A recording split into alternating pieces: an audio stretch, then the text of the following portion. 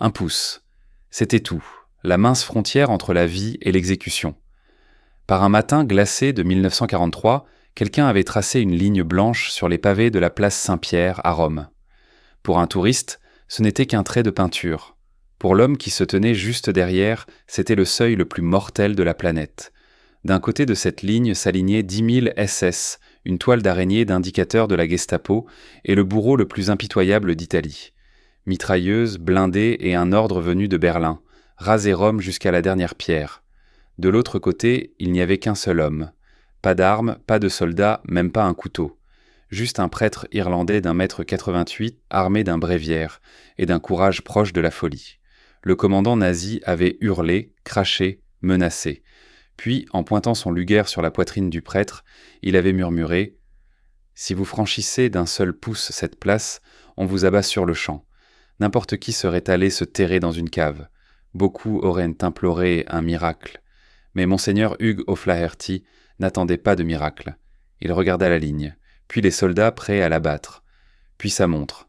Il avait un rendez-vous, et il comptait bien traverser la place pour s'y rendre. Ce n'est pas une histoire de religion. C'est le récit du plus grand jeu du chat et de la souris de toute la Seconde Guerre mondiale. Celui d'un espion improvisé qui ridiculisa le Troisième Reich grâce à des déguisements, des faux papiers et des nerfs comme du fil d'acier. On l'avait surnommé le mouron rouge du Vatican. Pour les nazis, il n'était qu'une chose, un fantôme impossible à attraper. Mais pour comprendre comment un prêtre était devenu l'homme le plus recherché de Rome, il faut comprendre le monstre qu'il affrontait. Toute grande histoire a son antagoniste. Et Rome, en 1943, en avait un qui dépassait toutes les autres, Herbert Kappler. Kappler n'était pas un nazi de cinéma, vociférant et hystérique. Non, c'était pire, calme, cultivé. Et pour lui, tuer relevait du calcul froid. Lorsque les Allemands occupèrent Rome en septembre 1943, il installa son quartier général dans un bâtiment de la Via Tasso. Retenez ce nom. Aujourd'hui encore, 80 ans plus tard, les Romains baissent la voix quand ils le prononcent. C'était un immeuble élégant qu'il transforma en abattoir. Fenêtres murées pour que les prisonniers ignorent le jour et la nuit. Lumières aveuglantes allumées en permanence pour miner les esprits. Les passants traversèrent la rue pour éviter le son des hurlements qui n'en finissaient jamais. La mission de Kappler était simple. Nettoyer Rome, traquer les Juifs, les prisonniers alliés en fuite, les résistants, et les faire disparaître. Et pendant les premières semaines, la machine fonctionna parfaitement. Rome vivait sous la terreur. Au Vatican, pourtant, la vie suivait presque son cours. Cité neutre, îlot minuscule dans une mer de guerre. Hugh O'Flaherty, 45 ans, diplomate respecté, amateur de boxe, golfeur matinal, convive habituel des cardinaux, y menait une existence confortable. Tant qu'il restait derrière les murs, la guerre n'était qu'un titre de journal. Il pouvait ignorer les cris qui montèrent de la Via Tasso. Il pouvait être seulement prêtre. Mais O'Flaherty avait un défaut. L'immobilité lui était impossible. Avant l'occupation, il avait parcouru les camps de prisonniers en Italie, apportant livres, chocolats et lettres aux soldats britanniques et américains capturés par Mussolini. Il connaissait leurs noms, leurs familles, leur équipe de football préférée. Quand l'Italie capitula et que les Allemands s'emparèrent des camps, ce fut le chaos. Des milliers de soldats alliés, pilotes anglais, fantassins américains, artilleurs sud-africains, se dispersèrent dans la campagne, affamés, désarmés, perdus.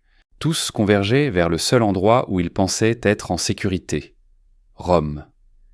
Ils arrivèrent aux portes du Vatican la nuit, hagards, blessés, tremblants. Ils demandaient le grand Irlandais.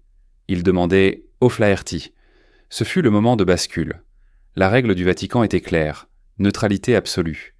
Aider des fugitifs, c'était un acte de guerre. En les aidant, O'Flaherty mettait en péril non seulement sa vie, mais aussi la neutralité de l'Église entière. Il monta dans sa chambre, fit les 100 pas. Observa par la fenêtre les patrouilles allemandes sur la place. Il savait qu'une fois la porte ouverte, il n'y aurait plus de retour. On n'entre pas un peu en résistance. On y plonge. Il ouvrit la porte. Pas de grand projet, pas de stratégie. Juste un appartement. Avec son propre argent, il loua une petite chambre hors des murs. Il y fit passer 3 soldats britanniques, leur acheta des vêtements civils, leur fabriqua des papiers. du bricolage, de l'improvisation. Mais ça marchait. 3 devinrent 10. 10 devinrent 20. En octobre, c'était un torrent. Puis arriva la date qui changea tout, le 16 octobre 1943. À peine l'aube pointée que les camions se présentèrent. Kappler lançait son attaque contre le ghetto juif, une opération pensée pour semer la terreur absolue. Les SS passaient-ils de porte en porte, arrachant des familles entières à leur sommeil. L'âge n'avait aucune importance pour eux. Ils prenaient les bébés comme les aïeuls, entassaient plus d'1 millier de personnes dans des camions alignés près des ruines antiques. O'Flaherty observait la scène. Il voyait la brutalité nue, l'indifférence glacée, et surtout, il voyait le silence du monde. Aucune armée ne venait. Le Vatican se taisait pour préserver sa neutralité. Les Alliés étaient immobilisés à des centaines de kilomètres. Ce matin-là, l'amateur cessa de jouer. Le golfeur disparut. L'espion naquit. O'Flaherty comprit qu'il ne pouvait pas affronter tout cela seul. Il lui fallait une organisation, un réseau, et il en constitua un des plus improbables de toute l'histoire de l'espionnage. Il ne recruta pas des militaires, il choisit ceux qu'on ne remarque jamais. Sa bras droit se nommait Delia Murphy, épouse de l'ambassadeur irlandais. Cantatrice renommée, hôte de soirées somptueuses où les officiers nazis adoraient se pavaner. Elle les charmant avec un verre de champagne et une ballade irlandaise, glissait discrètement de faux papiers dans son sac à main pour les transporter à travers Rome. Il enrôla aussi une veuve maltaise, Henrietta Chevalier, mère de 6 enfants dans un minuscule appartement. Quand il lui demanda si elle pouvait cacher 2 fugitifs, elle répondit « 2 ? Envoyez-m'en 4. » Un mois plus tard, elle en hébergeait tant que certains dormèrent dans la baignoire ou sur le carrelage de la cuisine. Un jeune balayeur du Vatican devint son messager. Un comte suisse rejoignit leur cause. 2 jeunes prêtres néo-zélandais aussi. Ainsi naquit le Conseil, une équipe digne d'un film, et qui fonctionnait exactement comme dans un film. Ils ne se contentaient pas de cacher des gens, ils les faisaient disparaître. Ils installèrent dans des refuges partout dans Rome, dans des couvents, des bordels, des appartements anonymes, parfois à 2 mètres des casernes SS. O'Flaherty avait compris que le meilleur endroit pour se dissimuler était souvent sous le nez de l'ennemi. Mais sauver des vies coûte cher. Il fallait acheter de la nourriture au marché noir, payer des pots de vin, régler les loyers. Or, un prêtre n'a pas de salaire. Alors il imagina une astuce financière avant l'heure. Il découvrit que des Britanniques et des Américains fortunés vivaient à Rome avec leur argent bloqué dans des banques italiennes, banques que les nazis menacèrent de saisir. O'Flaherty leur proposa un marché. « Transférez-moi ces fonds. Je les utiliserai pour sauver des vies. Après la guerre, votre gouvernement vous remboursera avec intérêt. » Un prêt basé sur rien d'autre que sa poignée de main. Et des millions de lire commencèrent à affluer. En novembre 1943, il ne dirigeait plus seulement une opération de secours, il dirigeait un gouvernement clandestin. 3000 personnes étaient sous sa protection. Il tenait un registre, un véritable cahier, où il notait chaque nom, chaque adresse, chaque somme nécessaire. Pensez-y, un tel livre, dans Rome occupée. S'il tombait entre les mains de la SS, c'était 3000 condamnations à mort. O'Flaherty le portait en permanence dans sa poche. Il dormait avec, sous son oreiller. C'était insensé, suicidaire, mais il avait une confiance inébranlable en sa chance. Kappler, lui, n'était pas un imbécile. On n'achète pas plusieurs tonnes de pain au marché noir sans éveiller des soupçons. On ne loue pas 60 appartements sans attirer des questions. Il commença à repérer un fil rouge. Des pilotes alliés abattus près de Rome disparaissaient avant l'arrivée de ces patrouilles. Des familles juives promises à la déportation s'évaporaient 1 heure avant la rafle. Kappler activa son réseau d'informateurs, serveurs, chauffeurs de taxi, voisins rancuniers, et tous les murmures pointaient vers un seul lieu, le Vatican. Et un seul nom, O'Flaherty. La partie changea brusquement. Kappler ne voulait plus bloquer l'opération, il voulait l'écraser. Il ordonna une surveillance permanente du prêtre, 24 heures sur 24. C'est là que l'histoire prend un tournant de véritable roman d'espionnage. O'Flaherty savait qu'on le suivait. À chaque sortie pour visiter un refuge, il repérait l'homme en imperméable sur le trottoir, journal ouvert devant le visage. Un autre se serait replié. Lui, il prit cela comme un jeu. Il se mit à porter des déguisements, et pas des bons, des costumes de théâtre. Un après-midi, il devait apporter de l'argent à une planque de l'autre côté du Tibre. Les SS contrôlaient tous les ponts, recherchant un grand prêtre irlandais. Alors O'Flaherty se rendit à la chaufferie du Vatican, attrapa un sac de charbon et s'enduisit le visage et les mains de suie. Il enfila une veste de manœuvre, une casquette plate, voûta les épaules pour paraître plus petit. Il sortit par la grande grille, passa devant les sentinelles allemandes, traversa le checkpoint SS, livra l'argent mis en face à Giseli, puis fit le chemin inverse. Sur le retour, il croisa 2 agents de la Gestapo qui le traquaient activement. Il leur adressa un salut de la casquette. Ils ne le reconnurent pas. Pour eux, il n'était qu'un ouvrier romain couvert de poussière. De retour dans sa chambre, il se lava, remit ses habits de prêtre et assista à l'office du soir. Une autre fois, il se déguisa en facteur. Une autre en religieuse. Imaginez un homme d'1,90 m essayer de marcher naturellement dans un habit de nonne. Et pourtant, ça fonctionnait.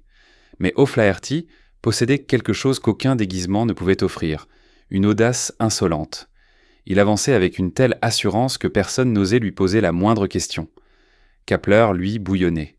L'homme le plus redouté d'Italie se voyait tourné en dérision par un prêtre couvert de charbon. Alors il franchit un cap. Arrêter O'Flaherty dans le Vatican était impossible. La neutralité diplomatique l'en protégeait. Une intrusion militaire aurait déclenché un scandale mondial. Hitler ne voulait pas de ça. Kappler décida donc de le faire sortir, de force. Il lança une vague de descente dans les refuges. Il n'arrêta pas seulement ceux qui s'y cachaient, il rafla aussi les familles italiennes qui les aidaient. Il les envoya à la Via Tasso pour y être torturés. Il voulait des aveux, un nom, un papier, un témoin. N'importe quoi qui rattache le prêtre à la résistance. La pression sur O'Flaherty devint écrasante. Chaque fois qu'il sortait, il mettait en danger non seulement sa vie, mais aussi celle de tous ceux qui l'approchaient. Et puis, un soir, la chance l'abandonna.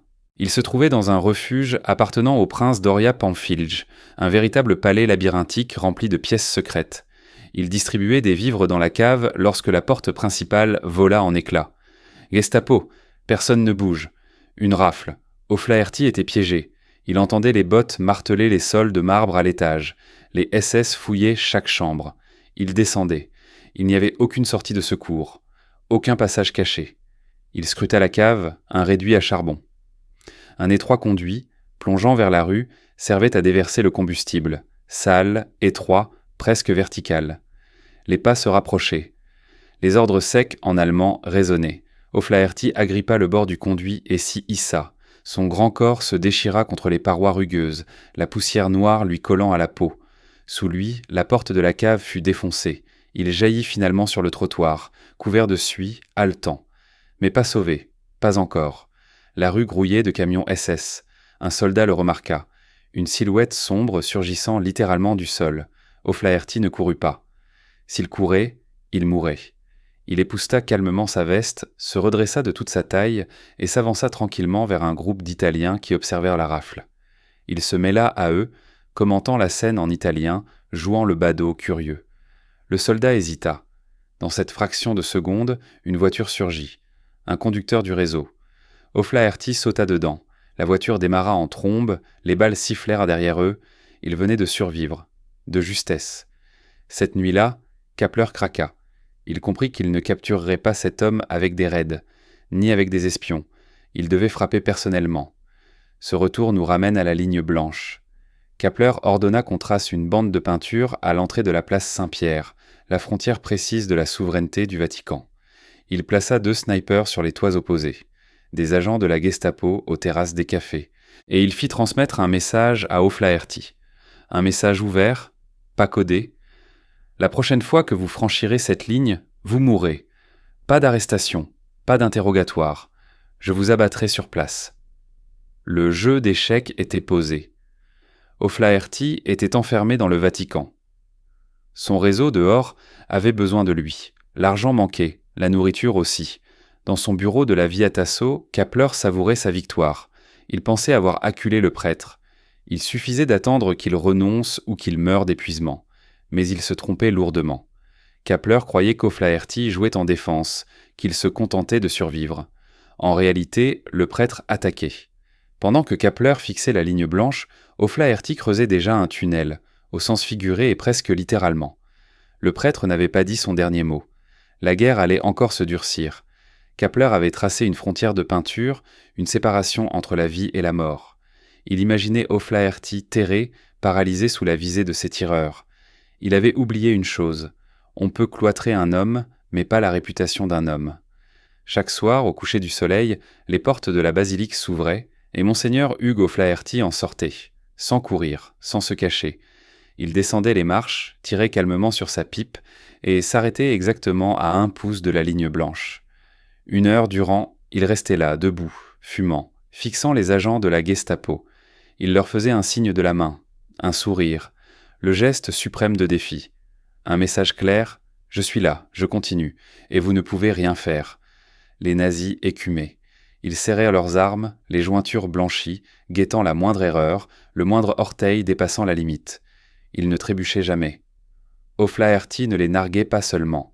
Il servait d'appât. Pendant qu'ils avaient tous les yeux braqués sur lui, ses coursiers s'échappaient par les portes arrière du Vatican, portant argent et indications au refuge. Il était la distraction. Mais une distraction ne nourrit pas 4000 personnes. En janvier 1944, la situation était devenue désespérée. L'hiver glaçait tout. Rome grelottait et Rome avait faim. Les Allemands réquisitionnaient la moindre denrée pour leurs troupes. Sur le marché noir, le prix de la farine avait bondi de 500%.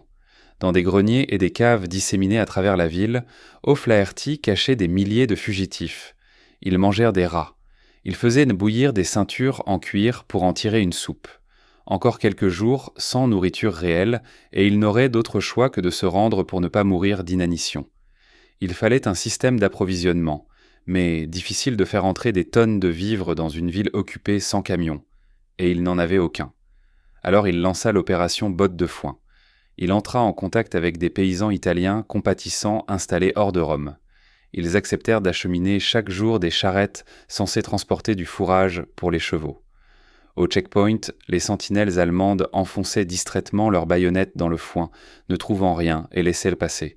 Elles ne fouillaient jamais assez profondément, car au cœur de chaque botte se cachaient des sacs de pommes de terre, des meules de fromage, des morceaux de viande séchés. Une fois en ville, les charrettes livraient le foin dans des lieux anodins. Une boutique de fleurs, une boulangerie, un couvent. De là, une armée de gamins des rues, certains n'avaient pas 10 ans, transportèrent les vivres dans des sacs à dos jusqu'au refuge. Une prouesse logistique. O'Flaherty dirigeait un approvisionnement comparable à celui d'une armée, depuis un modeste bureau dans un état neutre. Mais la nourriture n'était pas le seul problème. Le réseau se vidait de son argent. Les pots de vin coûtaient cher, entretenir 60 appartements coûtait cher, et les avances des expatriés riches touchaient à leur fin. Il lui fallait des fonds, et vite. Ce fut la naissance de l'opération Golf, souviens-toi. O'Flaherty était golfeur. Avant la guerre, il jouait presque quotidiennement. Maintenant, enfermé derrière les murs du Vatican, il ne pouvait plus, mais il connaissait encore beaucoup de joueurs. Il fit passer un message à l'ambassadeur britannique. Il lui fallait de l'or. Londres accepta. Reste une question. Comment faire entrer de l'or britannique dans une Rome occupée par les nazis ? La réponse, les voitures diplomatiques. Chaque jour, un véhicule aux plaques protégées roulait lentement près d'un point précis à l'ombre des murs du Vatican.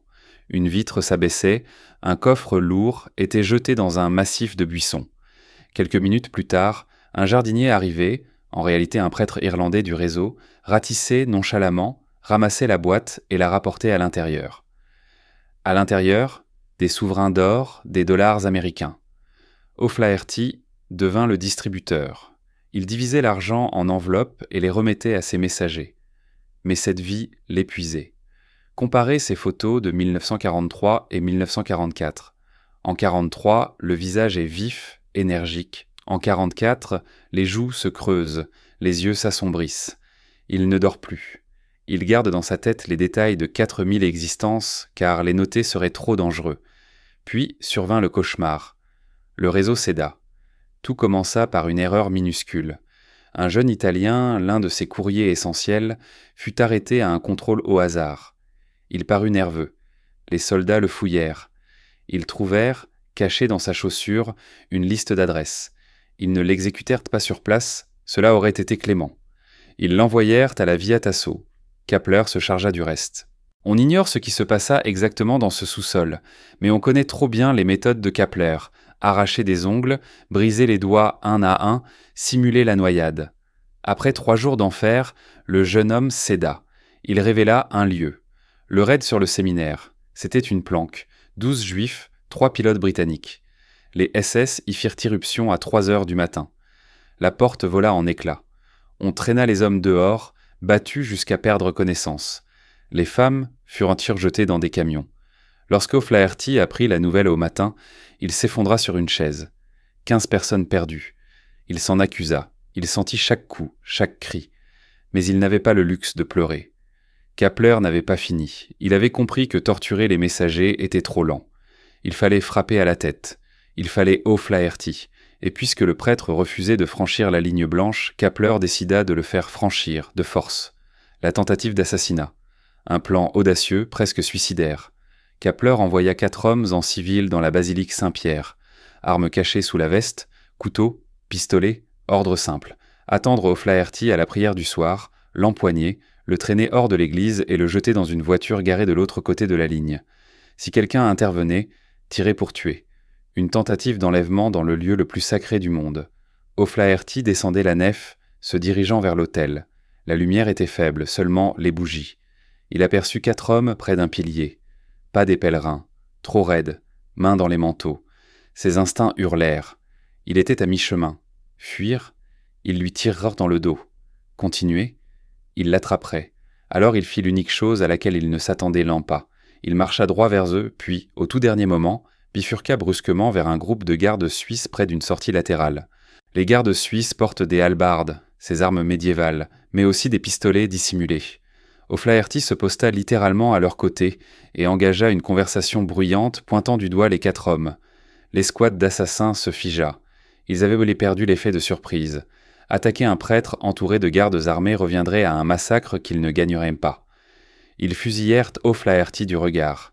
Il les fixa sans ciller. Puis ils se retirèrent dans l'ombre. Encore une fois, il avait survécu. Mais l'étau se resserrait. Et puis arriva la nuit noire. Le 23 mars 1944, la plus sombre journée de l'histoire de Rome. Des partisans italiens attaquèrent une colonne de soldats SS qui traversèrent la ville. Une bombe explosa. 33 Allemands furent tués. La fureur d'Hitler fut immédiate. Un ordre tomba de Berlin. 10 Italiens pour chaque Allemand. Exécutez-les immédiatement. 10 pour 1, 330 vies à prendre. Kappler avait besoin de victimes. Il vida les prisons. Il prit des détenus politiques, des juifs en attente de déportation, puis des passants choisis au hasard. Il rassembla 335 hommes et garçons, 5 de plus que nécessaire par excès de zèle. On les conduisit aux fosses ardéatines, un réseau de grottes en périphérie de Rome. Par groupe de 5, Kappler les fit entrer. À genoux. Un tir dans la nuque. Encore. Encore. Pendant des heures. Quand ce fut terminé, on fit exploser l'entrée des grottes, emprisonnant les corps sous des tonnes de roches. O'Flaherty entendit l'explosion depuis sa chambre. Il n'en comprit pas tout de suite la signification. Mais quand la nouvelle se répandit, quelque chose se brisa en lui. Ce n'était plus un jeu, plus une histoire d'espionnage et de déguisement. C'était un massacre. Parmi les morts se trouvaient des amis, des complices du réseau, des personnes qu'il avait juré de protéger. Le lendemain, Kappler envoya au Vatican la liste des exécutés. Un message clair: « Voilà ce qui arrive à ceux qui résistent. Vous êtes le prochain. » N'importe quel autre homme aurait abandonné. N'importe qui aurait dit « Le prix est trop élevé ». O'Flaherty lut la liste. Il pleura. Puis il se leva, essuya son visage et déclara à son équipe « On ne s'arrête pas. On redouble. » Il comprit alors que Rome était sur le point de tomber. Les Alliés progressaient le long de la côte. La bataille d'Anzio se déroulait à quelques dizaines de kilomètres. Les Allemands savaient qu'ils perdirent la guerre et une armée en déroute est la plus dangereuse. Kappler préparait la solution finale pour Rome. Avant leur retraite, les nazis projetaient d'exécuter tous les prisonniers restants et de dynamiter ponts et barrages. O'Flaherty avait 4000 fugitifs dispersés dans la ville. Si les Allemands décidaient d'incendier Rome en se retirant, ces 4000 vies seraient sacrifiées. Il lui fallait un plan. Il fallait passer de la clandestinité à la résistance armée. Il fit porter un ordre au refuge. « Armez-vous ». Un prêtre demandant à des civils de prendre les armes. Un scandale. Mais O'Flaherty savait qu'au moment final, la prière n'arrêterait pas les balles. Avec l'or qui lui restait, il acheta des armes au marché noir, fusils, grenades, pistolets allemands volés. Le réseau se mua peu à peu en milice. Avril fit place à mai. Le grondement de l'artillerie se rapprochait. On entendait les canons américains résonner au loin. Les vitres du Vatican tremblaient à chaque explosion. Kepler, acculé, joua sa dernière carte.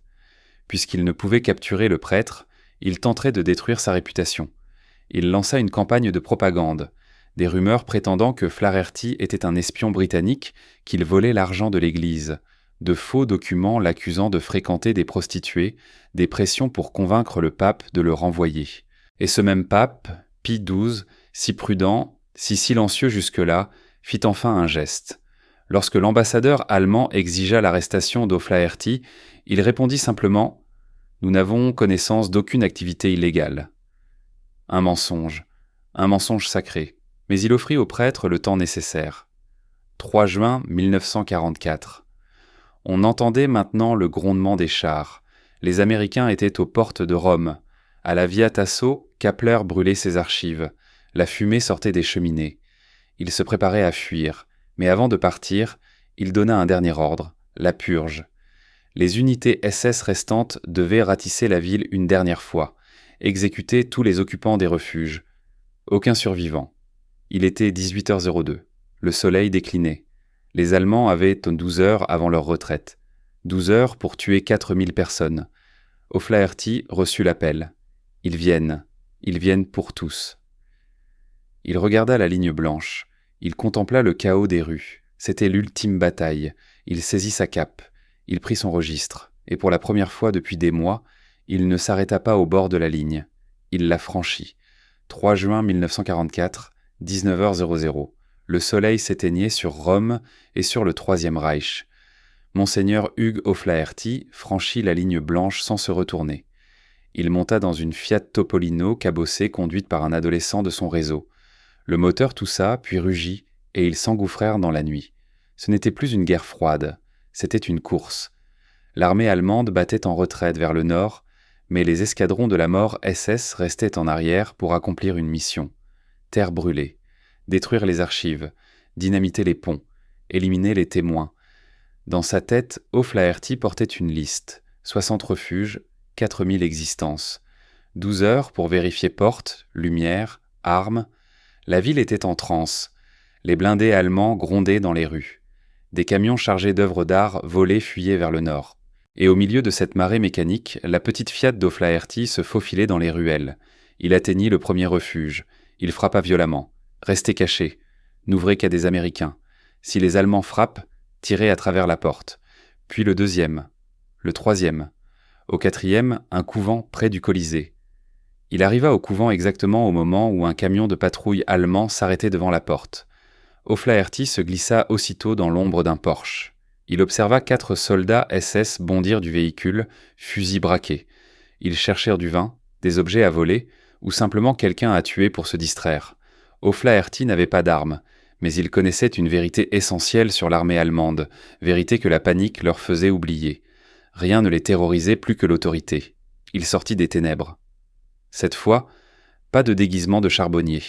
Il portait ses habits de monseigneur, la grande écharpe rouge tranchant dans la nuit. Il marcha droit vers le sergent allemand. En allemand impeccable, il ne demanda pas ce qu'il faisait. Il leur hurla dessus « C'est ainsi que se comporte la Wehrmacht.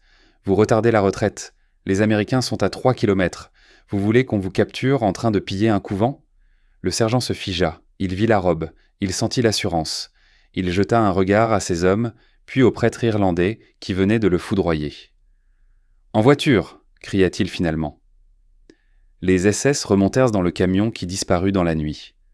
O'Flaherty ne prit pas le temps de souffler. Il retourna dans sa Fiat. « Maison suivante », dit-il. Toute la nuit, le mouron rouge du Vatican glissa d'un refuge à l'autre. Il évita les barrages, se cacha sous des ponts pendant que des chars Tiger passaient au-dessus.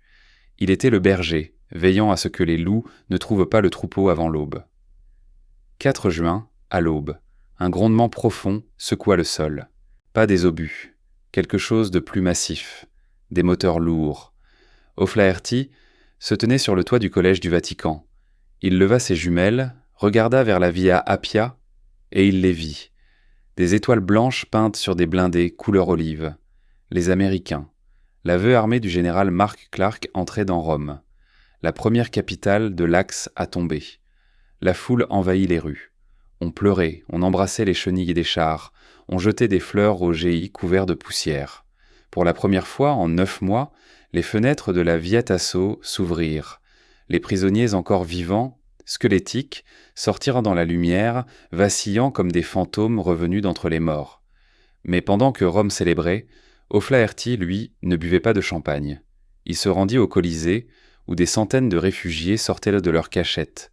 Il organisa les distributions de nourriture. Il réunit des familles séparées. Et posa enfin la question que tout le monde se posait. Où est Kappler ? Herbert Kappler avait fui quelques heures avant l'arrivée des Américains. Il avait emporté ses dossiers, son or et sa haine, et disparu vers le nord. La guerre continua encore 1 an en Europe. O'Flaherty resta à Rome réparant ce que les nazis avaient détruit. On le salua comme un héros. Les Britanniques lui décernèrent la CBE. Les Américains, la Medal of Freedom. Mais O'Flaherty se souciait peu des médailles. Il les glissa dans un tiroir et retourna jouer au golf. Pourtant, la justice a la mémoire longue. En 1945, des forces spéciales britanniques retrouvèrent Kappler. Il fut arrêté et jugé pour crimes de guerre, notamment pour le massacre des fosses ardéatines, les 335 hommes assassinés de sang-froid. Le procès fit sensation. Le monde découvrit le monstre de Rome derrière une cage métallique. Kappler resta impassible, arrogant, sans remords. Il se réfugia derrière l'obéissance aux ordres. Le tribunal ne fut pas dupe. Peine, prison à vie sans possibilité de libération. Direction la forteresse de Gaeta, sur la côte italienne. L'histoire pourrait s'arrêter là. Le héros triomphe. Le bourreau pourrit en cellule. Rideau. Mais Hugh O'Flaherty n'en avait pas fini.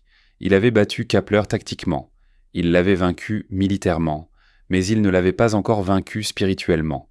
Un matin de 1947, une voiture s'arrêta devant la prison de Gaeta. Un grand prêtre en descendit. Il se présenta au directeur. « Je souhaite voir un détenu. » « Lequel ?»« Herbert Kappler. » Le directeur crut à une plaisanterie. Pourquoi l'homme que Kappler avait voulu tuer venait-il le voir ? Pour se venger ? Pour savourer sa souffrance ? O'Flaherty marcha dans le long couloir de pierre. La porte en fer s'ouvrit.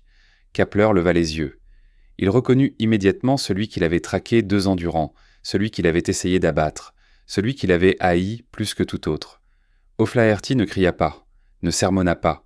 Il s'assit simplement sur un tabouret. « Bonjour Herbert, dit-il. Pendant 10 ans, O'Flaherty revint chaque mois. Réfléchis à ce que cela exige. Il est facile de presser une détente en pleine bataille. Il est facile de haïr son ennemi. Mais monter dans une voiture, rouler 4 heures et s'asseoir dans une cellule glaciale face à l'homme qui a massacré tes amis, c'est presque inhumain. » Kappler ne parla pas au début. Il fixait le mur. Il restait nazi, convaincu de sa supériorité. Mais O'Flaherty revenait. Il lui apportait des livres, du tabac, parlait de littérature, de l'Irlande, du temps qu'il faisait. Il traitait le monstre, comme un être humain. Goutte après goutte, l'eau finit par creuser la pierre. Kappler se fissura, non sous la torture, mais sous la bienveillance. Il ne comprenait pas. « Pourquoi venez-vous » demanda-t-il un jour. « J'ai essayé de vous tuer. J'ai tué vos amis. » O'Flaherty répondit seulement « Mon Dieu m'ordonne d'aimer mon prochain. » Il n'a jamais dit que ce serait facile. Les conversations s'approfondirent. Ils parlèrent de culpabilité, des 335 corps des fosses, de l'âme humaine. O'Flaherty accomplissait l'exorcisme le plus long de l'histoire. Il tentait d'arracher le nazi à l'homme. En 1959, 12 ans après le début de ses visites, Kappler demanda un prêtre. Pas n'importe quel prêtre. Il demanda O'Flaherty dans cette petite cellule humide. L'ancien colonel SS, le boucher de Rome, s'agenouilla sur le sol de béton. Il inclina la tête et demanda le baptême dans l'église catholique. Hugh O'Flaherty versa l'eau bénite sur le crâne de son ennemi. Il lava l'officier SS, il lava la haine. Quand O'Flaherty quitta la prison ce jour-là, il paraissait épuisé. Il avait vieilli. Ses cheveux étaient devenus blancs. 1 an plus tard, l'attaque cérébrale devait l'emporter presque entièrement. Un journaliste lui demanda un jour « Comment avez-vous pu lui pardonner ? Comment peut-on pardonner à un monstre ?» O'Flaherty sourit. Le même sourire qu'il adressait autrefois aux agents de la Gestapo, debout au bord de la ligne blanche. « Ce n'est pas un monstre, dit-il. C'est un homme qui s'est perdu. Et le rôle d'un prêtre, c'est de retrouver ceux qui se perdent. Hugh O'Flaherty mourut en 1963 paisiblement, dans le jardin de sa sœur en Irlande, loin des hurlements de la Via Tasso, pas de funérailles nationales, pas de fortune. Mais lorsque la nouvelle se répandit, 6500 familles, aux quatre coins du monde, s'arrêtèrent pour Piété pour prier. Aujourd'hui, si vous allez sur la place Saint-Pierre, vous ne verrez plus la ligne blanche. Le temps et des millions de pas l'ont effacée. Mais près du cimetière allemand, dans un recoin du Vatican, une petite plaque porte son nom. Et en Israël, au mémorial de Yad Vashem, un arbre pousse en son honneur, un arbre pour un juste parmi les nations. Alors, la prochaine fois que vous penserez qu'une seule personne ne peut rien changer, que le système est trop grand, que l'ennemi est trop fort ou que le mal est trop profond, souvenez-vous du prêtre irlandais au bonnet de charbonnier. Souvenez-vous de l'homme qui osa se tenir à un pouce de la mort sans cligner des yeux. Souvenez-vous que la plus grande arme contre les ténèbres n'est ni un fusil, ni un char, ni même un plan. C'est le courage d'ouvrir la porte quand le diable frappe et de répondre « Pas aujourd'hui ». C'était l'histoire de Monseigneur Hugh O'Flaherty, l'homme qui ne sauva pas seulement 6500 vies, mais 6501.